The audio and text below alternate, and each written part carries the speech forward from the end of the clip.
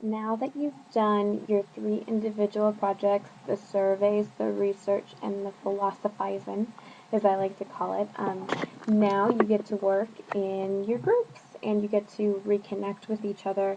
And this is the first, this is when you are really going to start sharing your information and starting to talk about what you learned and the most important things you learned, the things that you thought were interesting. So this is the time when you get to share your your favorite things about this project. Like, what were your favorite things that you learned? What were the things that stuck out? What were the things that bothered you, made you happy, made you sad? Um, and then sharing your research. So the surveyor would show the results of the survey to the researcher and the philosopher. And then the researcher would be able to show, well, I found all these websites, I found all the information. Did you know this and this?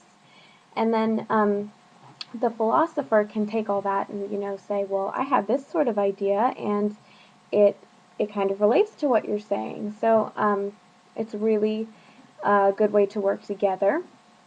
And so for the second part, you now get to go out searching for recyclable materials. So you don't want, the idea of the project is not to go buy things. So you want to find things that, you think you could use. I mean, they don't necessarily have to be things that could be recycled. They could be, um, you could find plants, pine cones, that you could use that. But I want to make sure that you are aware you're not going to go buy anything. I do not want anyone spending any money on this project. I want creative ideas with no money at all. So you would, ask for the cereal box when it was empty. You would ask for plastic water bottles when they were used after they were done using them, soda bottles, soda cans, old newspaper, not the current newspaper. You don't want to upset anyone. Um, and if you don't have enough from your own family, you can go to your neighbors. You can call someone up and say, hey, do you have to have any soda can rings, or something along that line. And if you're really struggling with places to find things, you can use the grocery store. It's a great resource. You can ask for cardboard boxes. They usually have things.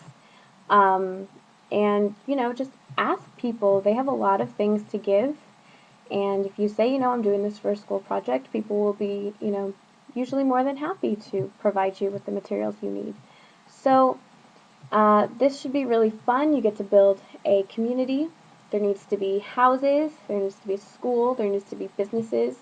You're welcome to add anything else that you'd like. Those are the three things I want to see, and I want them with recyclable materials. I don't want anything store-bought, nothing. With the exception of the toys that you don't use anymore, want to add, to make it more fun. So you have a lot of freedom with this. You can paint it, you can color it, you can make it look really cool, and this is a super, super fun project that you get to work in groups with. So this is probably one of my favorite projects, and I know you guys are going to have a lot of fun. So have a good time. Can't wait to see you.